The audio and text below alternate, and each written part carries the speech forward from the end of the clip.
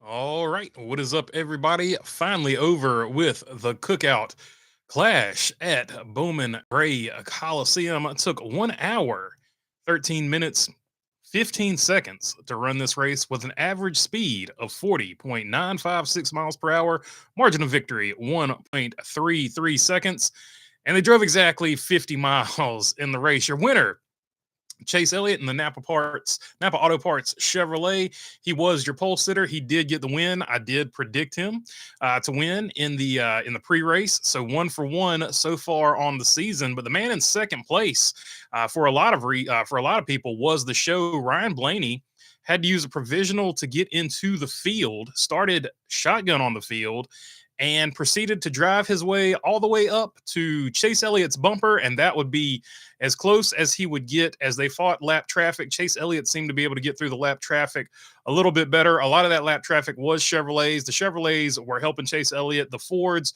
were helping Ryan Blaney. I saw Brad Keselowski make it difficult for Chase Elliott to get around him. But at the end of the day, the lap traffic basically broke Chase Elliott's way, no matter how you view it, and he gets the win. I do feel like Chase Elliott had a little bit better drive off.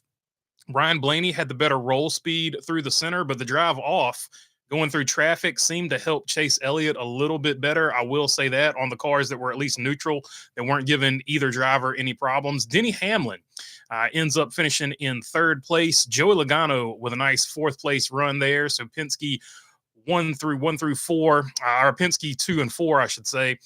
So good run for the Penske gang there. Bubba Wallace in the number 23 with a fifth place finish. Ross Chastain, the first of the Trackhouse gang. Austin Cindric in the Freightliner Ford, also another Penske car. So all the Penske cars in the top 10. Tyler Reddick in eighth place, all the 2311 cars in the top 10 as well. Shane Van Gisbergen. So there you go. All the track. Well, not no, he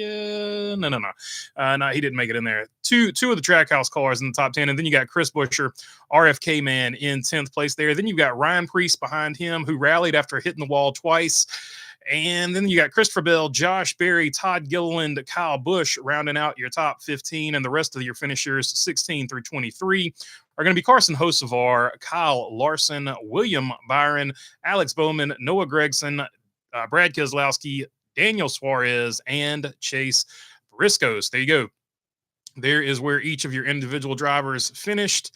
And there you go. I thought it was a pretty good race. So the poll question is, should we go back to Bowman Gray for the Clash next year? Yes or no? And now we'll jump into what you guys want to talk about. 777 horsepower next gen, says Chase Elliott with the win. Indeed, good way for him to start. Not really a points paying race, but this is the symbolic start of the season. So there you go. In between the lanes, what's up, my man? Good to see you on here. Avalon Band saying what's up as well. What's up, Avalon Band? Always good to have you on here as well. Ross Chastain starred in a Busch beer commercial, says in between the lanes. And that was interesting. It was cool to see that. We actually got a driver in a commercial, and it was a really good commercial. Ross Chastain doing some car camping, had the tent on top of his roof, and you had the Busch guy there talking about going in circles. That was a really good commercial. I thought it was really well done. So good on Busch. Good on Ross Chastain. Good on Trackhouse for making all that happen. Great promo, great plug. Stuff like that, I think, will grow the sport. Elise, what's up, my friend? Told you Clyde was going to win. Oh, no doubt about it. We both picked him. So there you go. I think it was me, you, who else? OJ. Me, you, and OJ. We did pick Chase Elliott to win the race off the top of my head. So I know at least 3 of us got the right pick for this one. I was wrong about a Kyle Busch podium, says in between the lanes. Yeah, after he got spun out by, was it Noah Gregson? I think it was Noah Gregson in the main event. I can't remember. But anyway, after he got spun out, he never was able to recover from that. I guess he took on too much damage there. But yeah, Kyle Busch had a good fast car. Didn't have anything to show for it. Bowman Gray Rocks, says Shaw. Yeah, I thought the track itself kind of was a little bit of the star of the show. This is the type of racing that a lot of people grew up watching locally, so they're used to it. There was nothing dirty that any driver did, in my opinion. It was just all good, hard racing, and this is how you race at these type of tracks. And if you give it to somebody like that, they're going to catch you and give it back to you. So there's no such thing as dirty, because you can self-police this one as long as your car doesn't get completely destroyed. So good race, or at least attempt to self police yourself. As what was it? Ty Gibbs. Ty Gibbs found out. Ty Gibbs tried to lay the law down and ended up flying through the air, but he tried. He was trying to stick up for himself. So the effort was there, execution not necessarily. Elliott dominated, says in between the lanes. Had a really good race car. There was the middle section or the end of the, I guess the middle section or the end of the first half of the race, however you want to look at it, where Denny Hamlin's car looked like it was a little bit better on that long run, but then on the second half of the race, Chase Elliott's car was just really good for the entire race once he got back to the lead. De'Aaron Fox to the Spurs is in between the lanes. Yeah, I don't know if any of that is going to even register after Luka got traded to the Lakers. So that's I don't know. I don't know if anybody's even going to be talking about all that. Racing itself was really good overall, says Elise. I agree. I think the racing itself was very excellent. 54 did all he could to flip getting payback, says Elise. No doubt about it. Like he tried getting a little payback. Seems like Justin Haley did not make any friends. So if we're walking away from this talking about drivers who might have put a target on their back, probably Justin Haley would be in that mix somewhere, I would say. It seemed like a lot of people had issue with him, according to Ross Chastain's comments.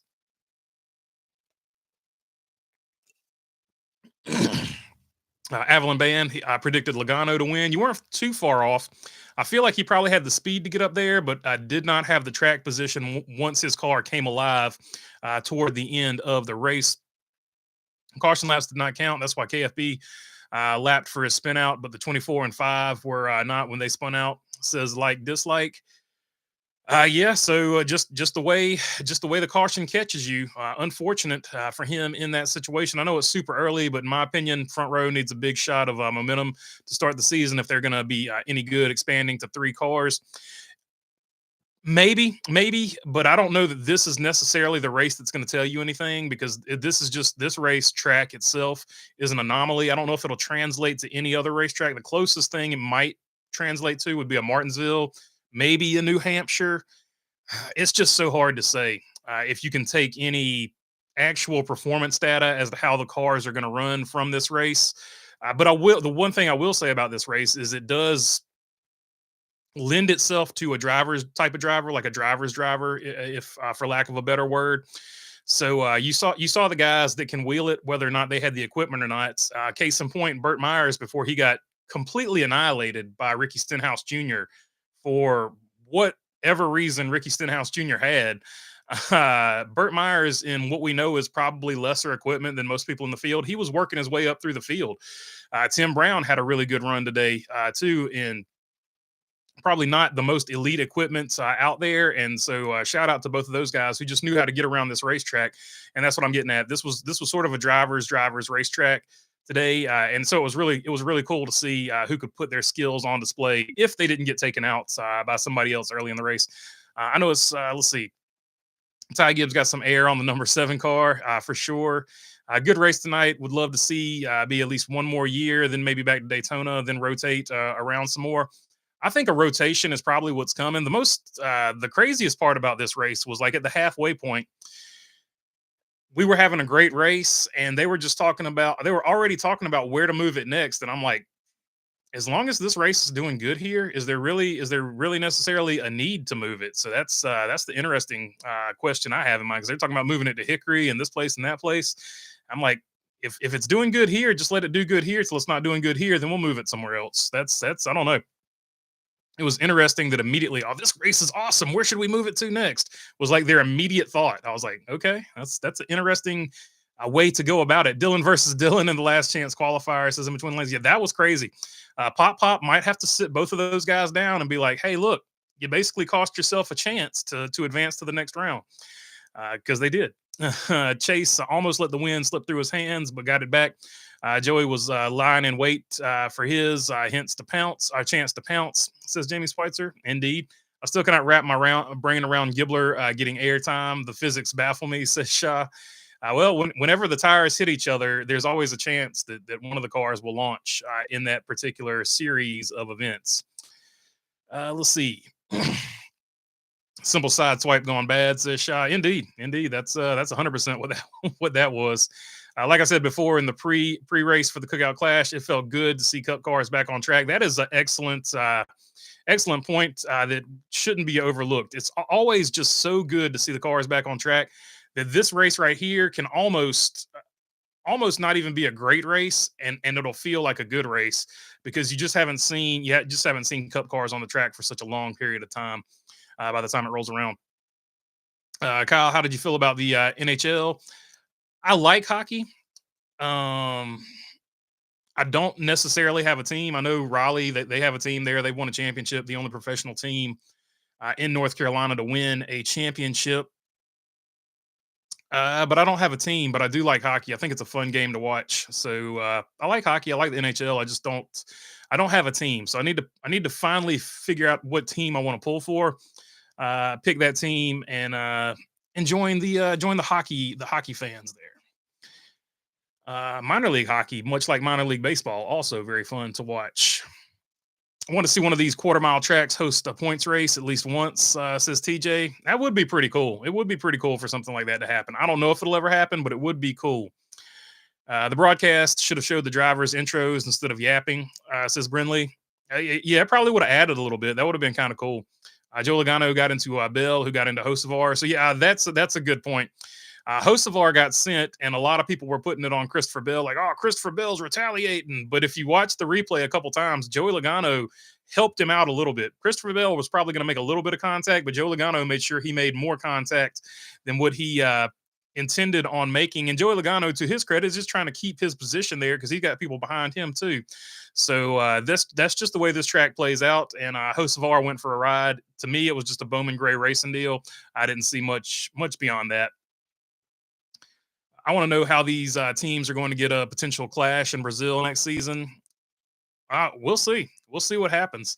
Nice to have Cookout as a sponsor. Good food, says Evelyn Bance. There you go. A Cookout fan right there. I think it's really good late night food for sure.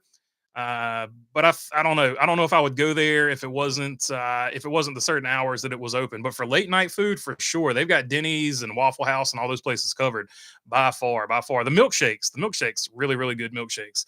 I will say that. Grilled chicken Cajun sandwich is my go-to food there at the Cookout. Let's see, what'll be second there? The bacon cheddar dogs. Bacon cheddar dogs would probably be my second favorite food they got there. I got to stir the pot. Race manipulation. Larson parked it in front of the 12. Says like dislike. That's fine, but you also can rewind it a little bit further before the Larson parking it in front of the 12 and watch the 6 park it in front of the 9. And that's what I was saying.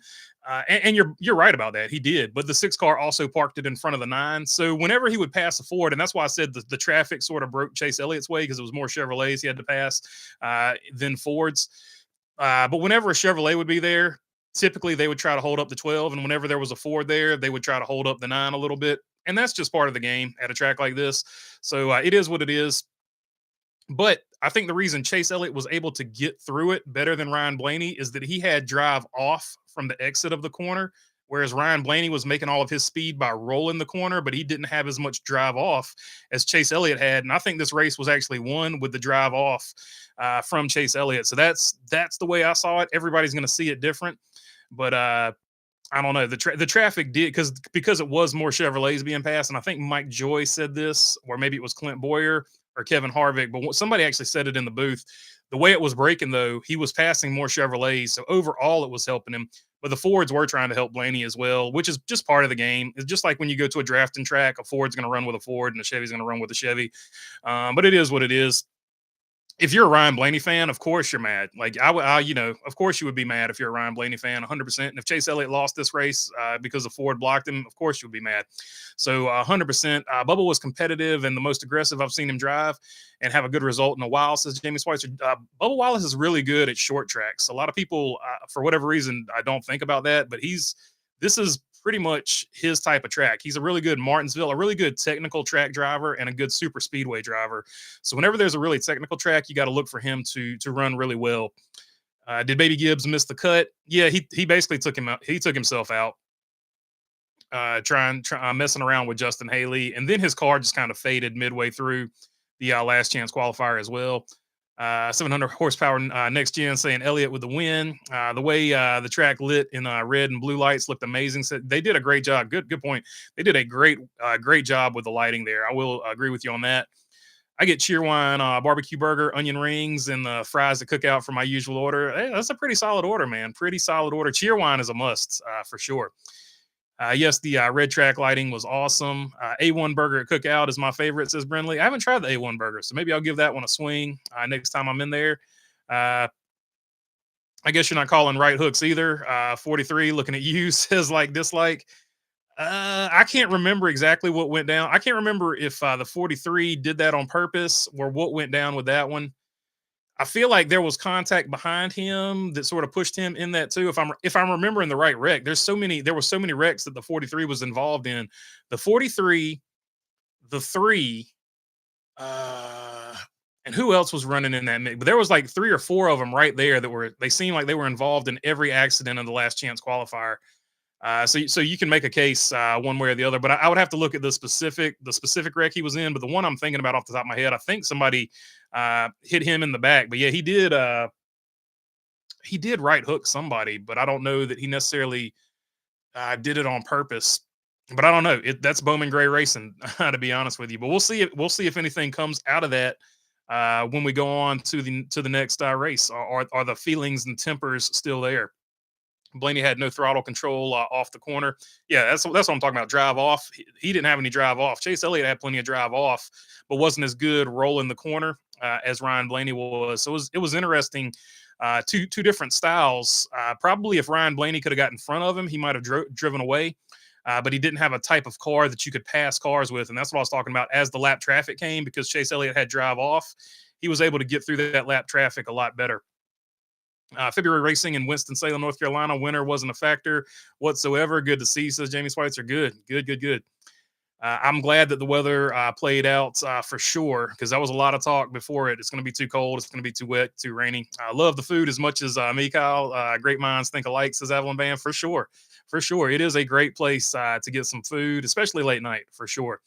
It's short track racing. Denny Hamlin, Joey. It's just short track racing. Denny Hamlin, Joey Logano impression says in between the lanes. All right, it's late. Looks like we've got to the end of the comments. Sorry I had to start this one so late, but the race ran like it ran. Should we return to? Should we stay at Bowman Gray next year? 82% saying yes on the poll question. So it looks like overwhelmingly of the brave souls who braved it out with me here tonight, we are going to keep it. At least the Bloney gang wants to keep it at Bowman Gray for at least one more year. All right, I'll start working on the video for tomorrow. And until then, check you guys later.